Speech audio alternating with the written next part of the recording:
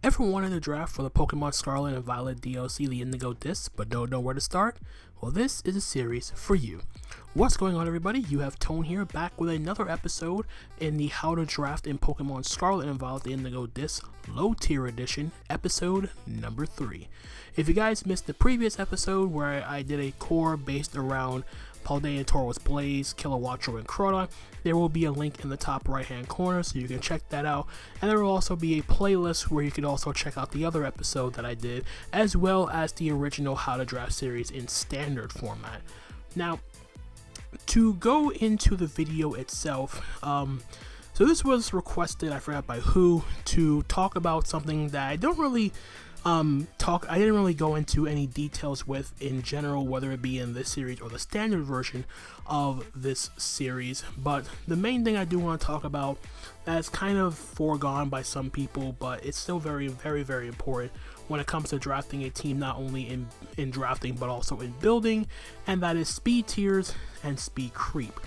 So basically, speed tiers are very important because it means not only does it give you advantage over your opponent, it also forces your opponent to prep a specific way. You never want to have a situation where your speed tiers are too low to the point where your opponent can easily bring Adamant or Modest against you and it really hinders your plan. But on top of that, speed is more than just outspeeding your opponent. There are other concepts like priority moves like Sucker Punch, Mach Punch, Vacuum Wave, etc. There's also speed control in other scenarios, not just in VGC, but other stuff like Glare, Thunder Wave, Stun Spore, and the like. And even using your speed disadvantage to your advantage in the example and the main way of talking about in Trick Room. To use your speed disadvantage to your advantage with certain situations because other Pokemon can benefit from being extremely slow. The other thing that I do want to talk about in this situation is speed creeping. This has less so to do with drafting because there's no really speed creep in draft, but more so in building, and this is basically just a precursor of how to speed creep when it comes to building your team. So with that being said, I'm just going to quickly go over some examples from my own experience, or my more recent experience in this concept. So jumping right into the first example I'm going to do, I'm going to go back to one of my low tier games, specifically the one I used, the team I built versus OG Albina. Now on the surface, the team itself, it's very straightforward in terms of a speed concept, where you see I have the Mons on my side on the left, my opponent on the right, and it's fairly straightforward how I have the speed tiers listed from fastest to slowest. Now, the one Pokemon I basically want to talk about in this particular matchup that I did bring in this game versus OG Albina is the Moltres. So Moltres, base 90 speed, very good speed tier for this particular matchup, if only due to the fact that looking at my opponent's team, Owen's team didn't really have much to worry about in the sense of Moltres from a speed perspective, because as you can see, he has Paldea, Tauros, Aqua at base 100 speed, and then after that it goes all the way down to Serena at 72.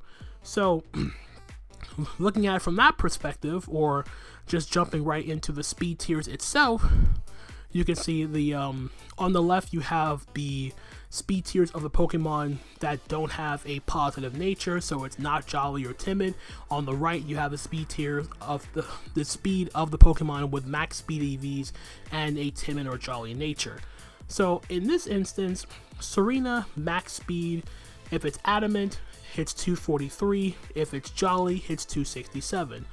But the thing I know about this matchup is because of the fact that my speed tiers are very limited, because the only thing I really have at this point for Serena to outspeed are my base 60s in my Hisuian Decidueye and my Swampert. I decided, I came to the conclusion that he's not going to run, if he brings Serena, it won't be max speed. It's going to be enough speed for my base 60s, so outspeeding Hisuian Decidueye, Swampert. Very straightforward. But the other thing I did to further accentuate or accelerate the thought process behind my speed when I decided to run on my Moltres is knowing what my opponent would speed creep for. Because I know in the back of my head that Serena will only be creeping those base 60s, I decided to take a step further. Because in my estimation, there's no reason for Serena to try to outspeed a Jolly Hisuian Decidueye. The only reason why I would try to do that is to get the jump on Adamant Serena. If he's Jolly Serena speed creeping Decidueye, I can't do anything about that. But if I really wanted to get the jump on his Serena, I would try to speed creep an Adamant max speed Serena, which hits 243. And my Hisuian Decidueye, unfortunately, can only get to 240. So unfortunately, I can't do that. Even if I'm Jolly max speed, I will never outspeed Adamant max speed Serena with my Hisuian Decidueye. However, I do know for a fact that my Moltres can outspeed Serena no matter what, unless he brings Scarf Serena. So what I did, knowing this information right off the bat from what you see in front of you, I decided that I'm not going to make my Moltres outspeed a max speed Serena, or in this case a max speed Jolly Serena. Why? Basically, Serena's not going to stay in on Moltres anyway, for one, and two, the only way it would stay in is if it's in a position to revenge kill me, or if it's Scarf in a potential situation. But I don't see that happening, because Serena, if it's Scarf, would then have to risk getting Flame Body burned by my Moltres. So all these factors start to come into play on what Serena really wants to do, and more often than not, Serena will not want to stay in and risk taking it, dealing with Moltres, because if it doesn't kill, I can kill it back. And plus, on top of that, Flame Body, like I mentioned, is a very crippling ability for Serena in the first place, considering it's a physical attacker. So, what I decided to do with my Moltres is, I know that I felt more comfortable dealing with an Adamant Serena, because like I said, him running Jolly gives him nothing out of the matchup. So what I did instead, for Moltres' sake, is I outsped an Adamant Serena, but I went even further by only speed creeping a Serena, speed creeping Adamant max speed Hisuian Decidueye and Swampert. I didn't see a reason to do anything further than that, and I think I did mention this during my team builder portion in that video. So I know that my Adamant base 60s hits a max speed of 219. Serena, being a non-Jolly nature, would only need to be run speed for that, so at most it would run 220 speed.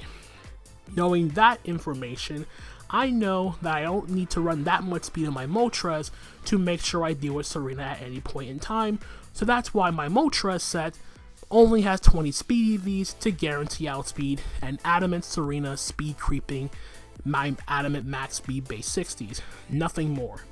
Not only am I ensured that I can still outspeed the Serena in question, but on top of that, Serena won't be able to do anything to me in the process because they won't want to stay in the first place. But in the case I want to stay in and get the kill, I will go for the kill. On top of that, it also allowed me to not only give my Moltres more bulk in this example, but it also allowed my Moltres a lot more additional breaking power with me being able to run a modest nature. Granted, I can run a modest nature regardless because a modest max speed Moltres will always outspeed Serena, even if it's Jolly, but having the additional bulk also helps my Moltres out in the long run, taking hits from the rest of his team, which benefits me in the long run.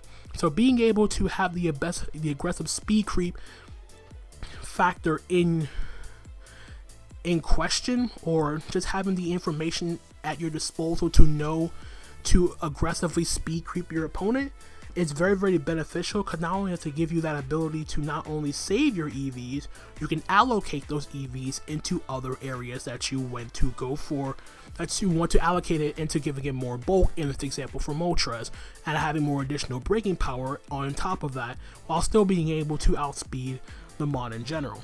A more aggressive creep, or a more aggressive example of this, is my more recent low tier Mayhem game which I uploaded, where I took on Thomas.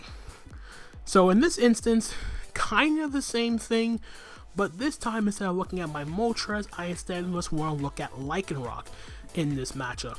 So as you can see, Lycanroc is the second fastest Pokemon out of all the Pokemon on the screen, the only Pokemon faster than it is Ribombee, but I don't have to worry about Ribombee because I can always revenge kill it with Accelerock.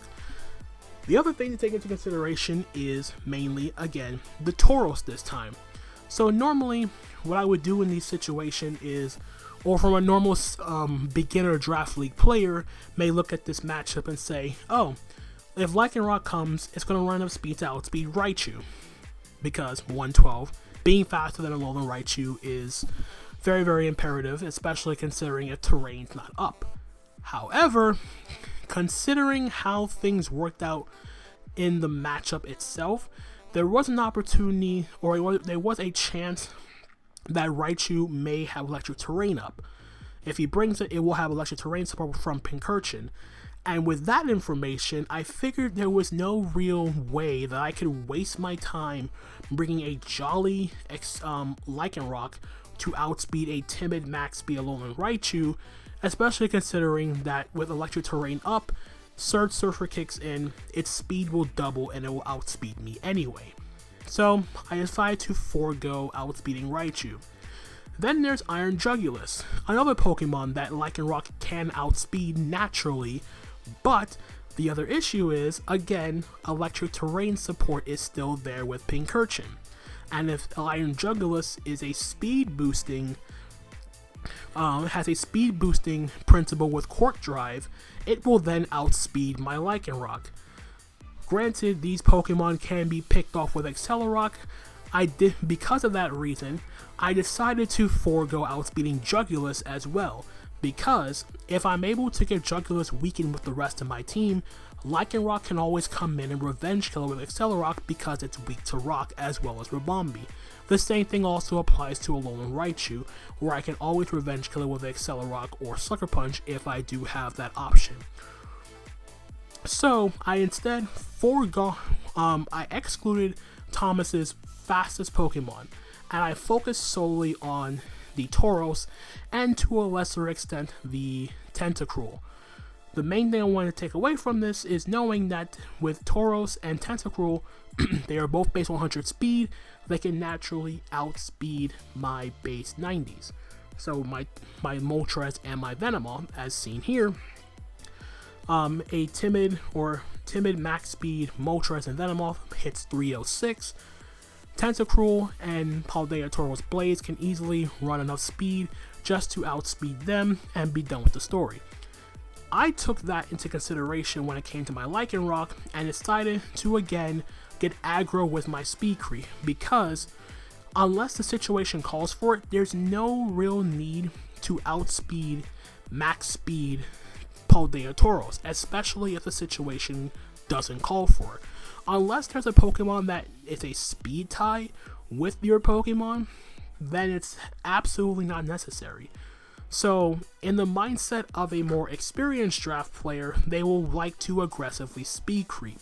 And by doing that, you are able to keep your EVs and allocate more EVs towards something else, like bulk, for example. So with this information, again, like last time, Tauros does not need to run max speed. Tauros only needs to run speed to make sure it's faster than my Moltres and my Venomoth. With it being jolly, that's a 306. Being fast than 306. So in this case, it should be 307. However, because of how the speed tiers work, it actually hits a jump point at this point. So instead of it being 307 speed, it will actually be 308. So with that information, I know then that my Lycanroc will need to be 309. Granted, I did make a slight error, and I actually ended up speed tying with Tauros in the actual game because I did not take into account that the jump point that Tauros would get from just outspeeding my Moltres and my Venomoth in that game. So I ended up getting a speed it didn't want to be a speed tie between Paldea Tauros Blaze and Lycanroc in that situation. Thankfully, in that game, that never came up, but regardless, I did fix it here for the sake of the example in general. But basically, what you want to do is don't just assume to outspeed max speed this, or don't outspeed max speed Tauros in this case, just because it just makes sure you're naturally faster. Never be afraid to be aggressive with your speed creep. The only way to circumvent this is if you know how your opponent builds and your opponent knows how you build. You can then play these little mind games where you can add more speed and like creep, and then it just becomes a catch-22 thing, and then next thing you know, you're just speed creeping each other just for the sake of outspeeding each other, and then next thing you know, shit's just going to hit the fan, and that's not really what you want to be doing with your mentality at this point in your in your draft league career. It's not really going to do you any good in the long run. But with that being said, moving right along to the actual team itself for this episode. So again, I forgot who it was that asked me to do this, but I decided to do them a favor. And they asked me to do a team around a specific Pokemon. And with that being said, I am going to now go over or review the Pokemon in general with the other two Mons I paired up with it. And that Mon and that core is going to be for this episode: Gardevoir, Noivern, and Lucario. Yes, someone asked me I forgot who it was again. I do apologize for forgetting who it was. But someone asked me to do a team with Lucario as one of the three Mons in the, well, not really in the core, but including Lucario in general. And I felt that with this 3-Mon offensive core, Gardevoir, Noivern, and Lucario, it felt a bit more prudent to make this sort of team a bit more offensive. This is definitely an offensive core for sure. It does have the Dragon Steel Fairy aspect, although in hindsight, realistically speaking, Lucario is not really a steel. It's a steel in typing, but in actuality, it's not really a Pokemon you want to be switching into attacks fairly often. Unless you know your opponent's going for a dark move, so you get like a potential justified boost or whatever, Lucario is not really a Pokemon that you want to switch into attacks. But regardless, I did decide for this particular core, it's going to be a lot more offensive in nature as opposed to being like a more balanced team, just to give a different mindset of how to actually draft with a more offensive mindset. You don't have to necessarily be bulky to draft a bulky team to have a successful draft. You can be a bit more offensive if that fits your playstyle, and just be more aggro with your plays. So with that being said, let's jump right into the standard rules. So this is a little bit of a difference between, there's not really much of a difference between how an offensive core would work as opposed to a balanced core. The main thing you do want to take away from a more offensive core is you really want to be keeping the pressure on your opponent as much as possible. So the rules and the roles here for between an offensive core and a more standard core are pretty much the same. The only thing I added to this that I did bring up a bit in the other two low tier episodes is having a good check to flying types. And in this instance, it still holds true here, if only due to the fact that our steel type is a Lucario, and a steel that doesn't resist flying is not the best of ideas. So ideally, you want to have at least one rock type, no matter what the rock type is. Having a check to flying is pretty good here, just because flying type Pokemon in low tier formats are really, really good, and you don't really want to get caught flat-footed against flying type Pokemon in general. Another thing to probably go into a bit more depth in, but not really that much in depth, aside from everything else, I think the only thing that could probably be looked at or changed a bit would probably be like hazard control, because since this team is going to be a lot more offensive, you don't really have the opportunity to get rid of hazards. Granted, the core already had a defogger at Noivern. If you feel like you want to have the extra removal, you can get a second one if need be. Ideally, you don't really get the opportunity, like I said, to actually spin away hazards, but in the sense of being an offensive team, you do get an opportunity to benefit from the rapid spin, if only because of the fact you do get a speed boost from it, so it can give you an accelerant for your offensive plays depending on the spinner in question. Other than that, though, everything else on the screen here is pretty self-explanatory. I've gone over it a multitude of times. Some things can be altered a bit to your liking if you do so and choose to, but I will give alternate options for the team in general, just to make your life a little bit easier, so you're not stuck drafting this particular team if you don't get the opportunity to do so. So with that being said, I'm just going to jump straight into our team for this episode. So once again, we are utilizing the low tier mayhem tiers for this team core of Gardevoir, Noivern, and Lucario, picking at round 1, 2, and 8. Now, 8 may be a bit low, but there are some instances where Lucario does not get drafted at all, and some people could draft it a little bit higher, some people value it lower. 8 seems like an okay round to get Lucario.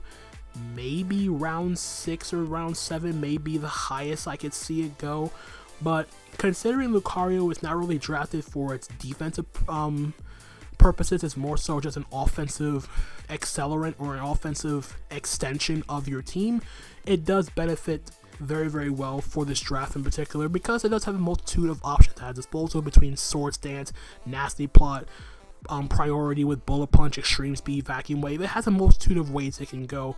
So Lucario is still fine as a Pokemon, but it's not really one that you want to get right away, especially considering that with this team that I put together, for the most part, there is one concept that I do want to address with this team, and while it is an offensive team, the one thing I do want to add to this offensive core is defensive pivots. Drafting a full offensive team is fine and dandy, but there will be instances where you will be stuck between a rock and a hard place, and you'll have to pick a sack. And at the very least, if you want to pick a sack, you will want to at least have a pivot into those to get back into your offensive threats as best as possible. So with that being said, let's jump right into the team. So kicking things off here, round number 3, we do have Clodsire as our round 3 choice, and the reasoning for Clodsire is specifically roll compression. Clodsire gives you Stealth Rock, it gives you Spikes, it gives you Recovery, a Grounded Poison, and an Electric immunity. On top of that, it also gives you a Water immunity with Water Absorb and Unaware to dissuade setup sweepers in general. So I feel like it was really, really crucial to have Clodsire specifically just because of the aforementioned roles. Just having the ability to have a sturdy Stealth Rock or a Hazard Setter in general, a Grounded Poison, so we can also have Toxic Spikes as well if you want to go that route. But also having the ability to have something bulky enough to come in, tank hits, have recovery, and even more so, you can run like a jetpack on Clodsire for it to take a hit, activate your jetpack, and pivot out back into your offense to keep up the pressure. So you can go that route with Clodsire if you choose to do so. But yeah, the roll compression is really, really nice here, and that's why I pretty much value getting Clodsire here for round number 3. And then moving on from there, our round 4 selection for some additional utility and pivoting, well, not really pivoting, but additional utility plus a potential revenge killer.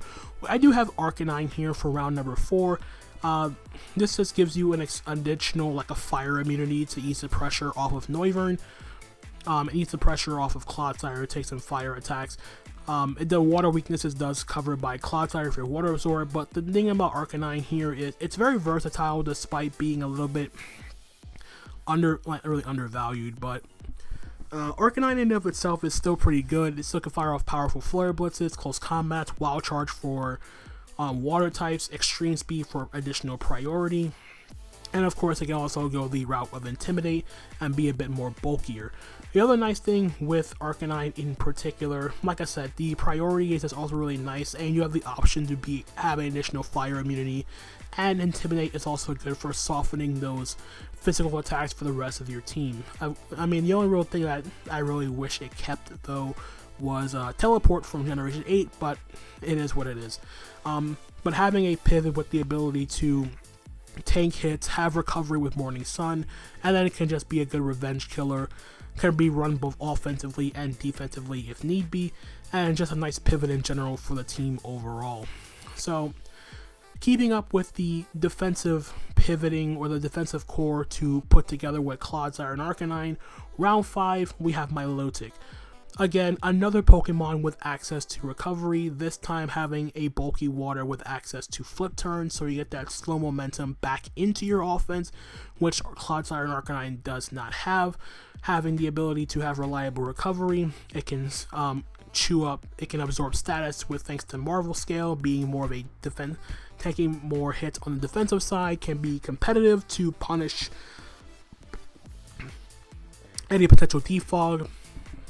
So again, having the ability to be both a defensive and potentially offensive threat is really good. On top of that, it has phasing ability with Haze or Dragon Tail to dissuade setup sweepers in general. And of course, it does have one of the best moves in the game in Scald.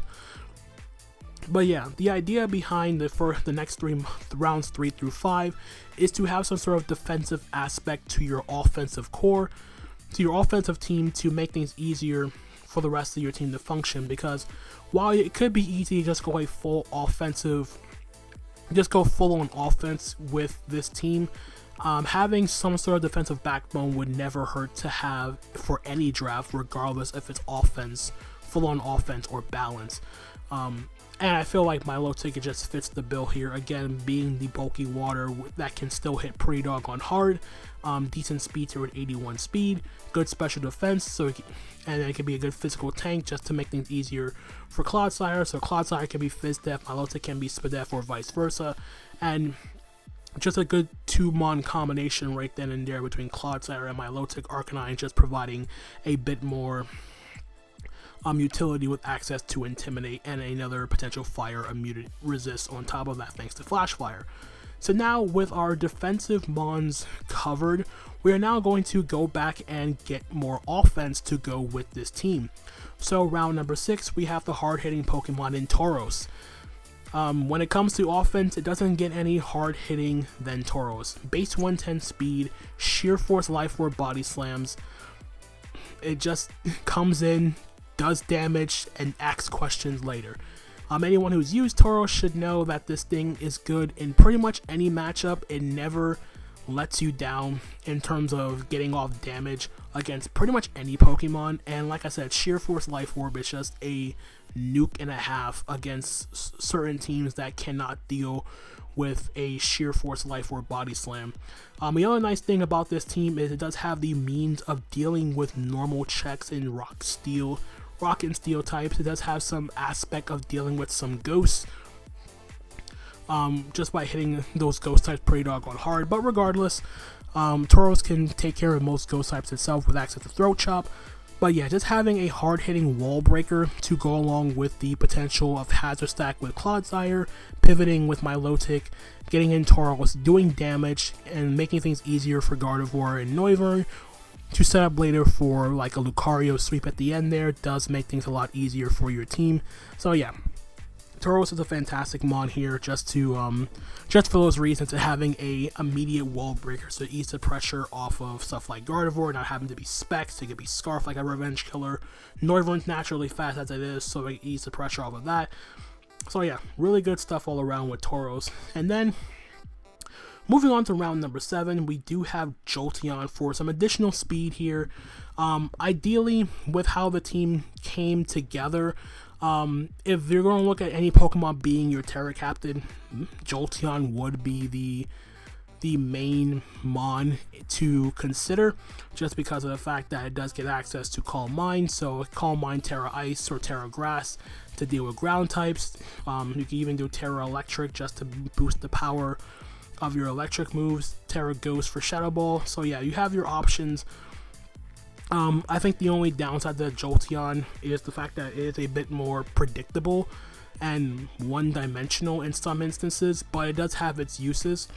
Like I said, base 130 speed and having the ability to just be a fast overall potential Calm Mind sweeper is never a bad option to have. And if you're desperate for Wish support, there you go. You're not really going to bring Wish Jolteon, but never say never, even on a team as offensive as this. So, and the long story short is Jolteon just does work here, fits the team, gives you another fast Pokemon, strong Volt, fast volt switches for easy momentum. So yeah, having the additional momentum for an offensive team to make it easier to get in your breakers and all that stuff, really nice to have in general. This even taking Terra out of the question. So moving on from Lucario at round number 8, round number 9, we have our we have, whoops, sorry about that. So for round number 8, we have around 8. Round 9, we have Decidueye.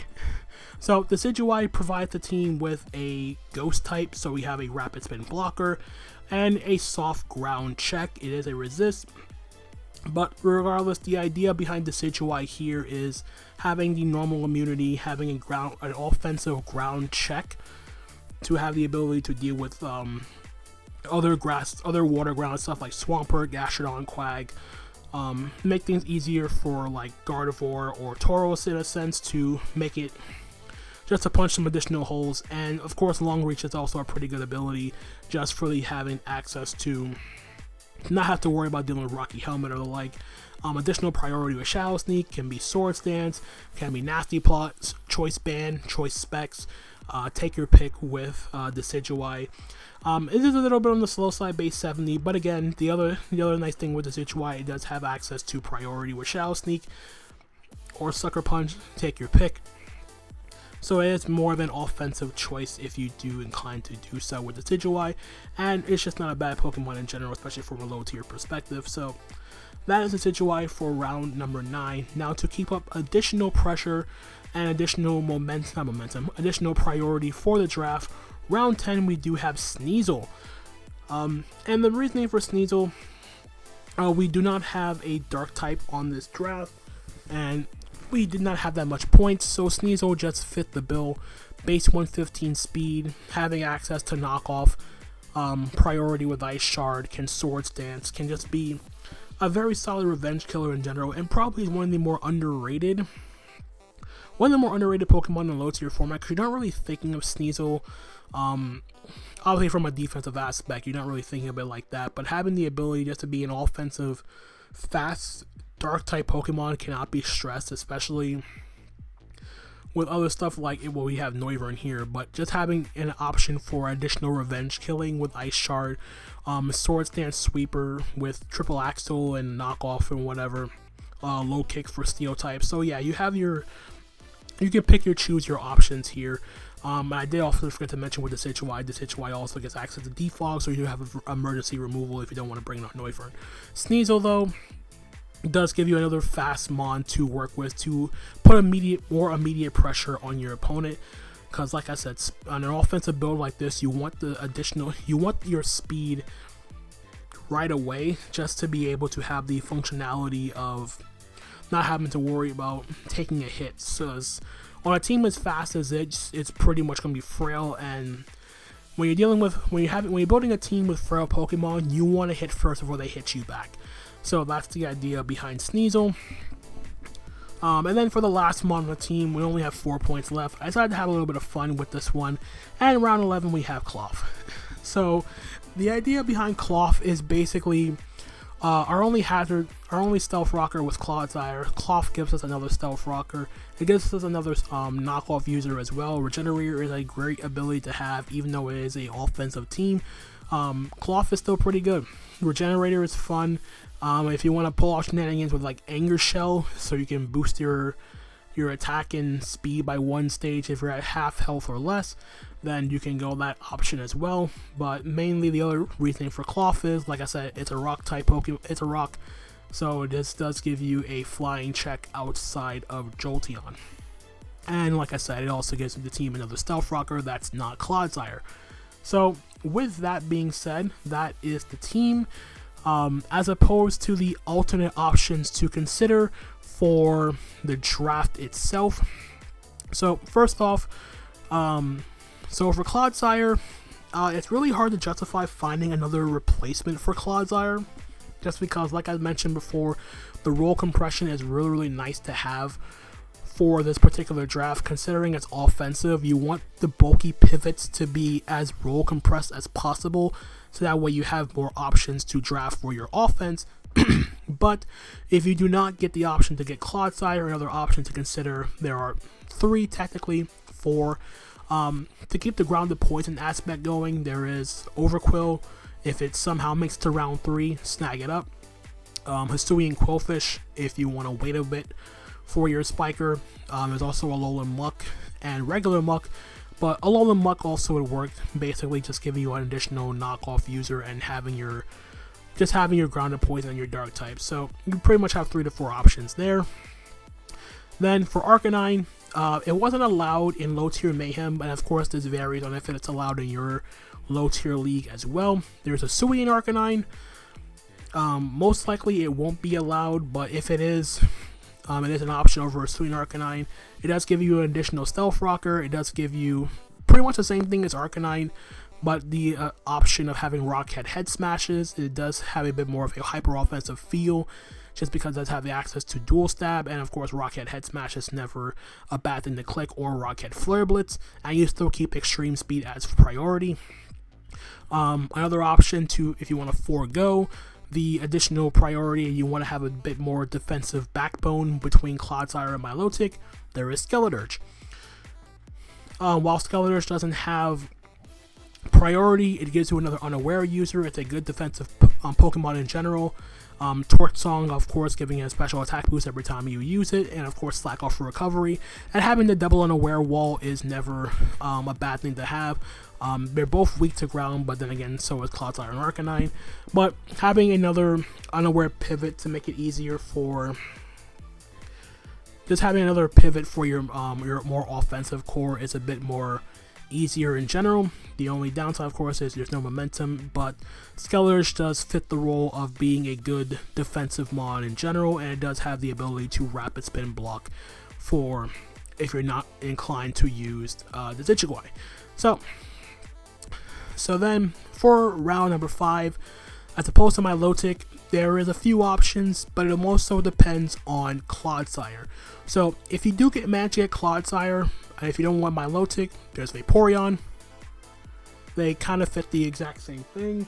Of course, the only difference is my Vaporeon does have Water Absorb as well, so Clodsire can be freed up a bit to be more unaware. And of course, Vaporeon does give Wish support, you can Calm Mind, and it's still a good offensive Pokemon in general. Can Flip Turn or Baton Pass, like Milotic for momentum. But if you do not get Clodsire, you end up getting like Overquill or Hisuian Quillfish or Alolan Muck, then I would suggest getting Gastrodon or Quagsire. Just again, roll compression is very, very imperative to have for an offensive build like this. So having something like Gastrodon or Quagsire is really, really nice to keep the electric immunity, the water immunity, and of course Quagsire will give you a Thunder Unaware user if you get Skeledirge. Gastrodon gives you a water immunity as well as hazards plus recovery. They both do the exact same thing. Quagsire does also give you the access to Toxic, which Gastrodon does not have. So take your pick between Gastrodon or Quagsire, but again, if you do not get Clodsire, only if you do not get Clodsire in that situation. Then for Tauros, ideally you would try to get Tauros here, but another option to consider, there are stuff like Ambipom, there's Cinccino, there's Mousehold. They don't hit as hard as Tauros does, but all 3 of them are incredibly fast. And one last one to consider that's pretty unlikely to get if it does make it to round 6 and you do not get Tauros, there is Staraptor. So if Staraptor somehow manages to make it to you and Tauros is not available, get Staraptor. I mean, they do about the same thing. I mean, you can also kind of squeeze in Squawkability if you so inclined to do so, like Sheer Force. Guts boosted Facades and Brave Birds are still pretty clutch, but ideally you get like the other 3 mons I mentioned. Staraptor being like the ideal mon if you don't get Tauros, but again, also it more so depends on what your preference is in terms of Tauros being taken. Then for round 7, as opposed to Jolteon, there's a Hisuian Electrode. Basically, they fit the role of fast, hard-hitting Electro-type Pokemon. Swimming Electro does have the ability to be faster than base 150 speed, and of course it has Grass Stab to deal with the ground types. There's also Rotom-Mow. It's a bit slower, but it does give you a ground immunity with Levitate. There's regular Rotom as well, which is pretty much just a pseudo spin. This gives you the ability to give you a ground immunity on top of a spin blocker. And the last one I will mention, if only due to the purposes of mentioning it, and I know Owen's going to hate this if he sees this, there is Regieleki. Now, I will say that it's an offensive build, so you would want the fastest possible removal at your disposal. Regieleki does fit the bill. Granted, more often than not, 99.999% of the time, Regieleki will be banned from terastallizing. I can't imagine a low tier league that would allow it to terastallize, but I digress. In any case, Regieleki is an option as well. The only downside is, of course, the team doesn't really have a Terra captain to actually benefit that can actually use Terra as well as you to really benefit from terastallization. Maybe Lucario, but it's more so preference on what you're able to get with the rest of your team. But Regieleki, like I said, is still an option just to give you at the very least the fastest rapid spin in the game. So there is that for round 7. Then for round 9, as opposed to the Decidueye, there's Brambleghast. It gives you more spikes, an additional spiker for the team. It pretty much fits the exact same thing as the Decidueye. The only difference is Brambleghast does give you some immunities thanks to Wind Rider. So it give you another immune to stuff like Hurricane, Heat Wave, and the like. Still gives you priority with Shadow Sneak. Strength Stab is also good just for offensive purposes to make it easier for Lucario to set up on a weakened physical attacker. Another example, there's Frostlass, does the exact same thing. A faster Suicide Elite Spiker for offensive builds. Can Destiny Bond to try to take something down with it. Ice Shard per priority. Poltergeist for physical offense. Ice Shard Shadow Ball for defensive purposes. And the last one I will mention is Mismagius, which does fit in a hyper offensive role as a ground immunity with Levitate, a spin blocker, a normal immunity, and of course it does have access to Memento to make it easier for your setup mons. Then for round 10, as opposed to Sneasel, there's a Alolan Persian. This is basically just your preference of whether you want more offense with your dark type or more pivoting with your dark type. Both are fine options. Alolan Persian, while it doesn't hit as hard as Sneasel does, the one good thing about it is Parting Shot. Parting Shot, Thunder Wave, knockoff, it keeps knockoff and all that stuff, but Parting Shot's never a bad thing to have on an offensive team like this, especially when it's kind of difficult for mons to come in and out as they please, and making it easier for stuff like Calm Mind Gardevoir or like a Calm Mind Jolteon, Swords Dance Nasty Paw Lucario, Swords Dance, not Swords Dance Sneasel, any of your potential setup options are pretty much freed up with access to Parting Shot support, especially when this team is really lacking in the bulk department. So take your pick pretty much between Sneasel and Alolan Persian. And then lastly, as opposed to Cloth, depending on your preference, if you want more bulk for your flying resist, there is Regirock. Ideally, you would like to Cloth is a bit more offensive, but Regirock can at the very least pull off Iron Defense Body Press sets. If you want more offense in your rock type, there is Minior. And then if you want more offense, again, another option for an offensive rock type that does have the Stealth Rock option and the potential to Shell Smash, there is Dreadnought. So all those options are really, really good as opposed to getting Cloth. So with that being said, that is going to be it for episode 3 in our low tier how to draft series. I hope you guys enjoyed the video. This was a lot of fun to put together, and I do apologize that it took so long to get this out. But again, if you did enjoy the video, feel free to leave a like, drop a comment, click that subscribe button, all that good stuff. I'm hoping to try to get some more consistency with these uploads and pump out these builds as quickly as possible, or do my best to make it as entertaining and informative for you all. The next episode I will go a bit more into detail with offensive and balance cores from a low tier perspective, so be on the lookout for that. So that being said, thank you guys again for what you're watching, and until the next time, Mr. Tone signing out for now. Peace out.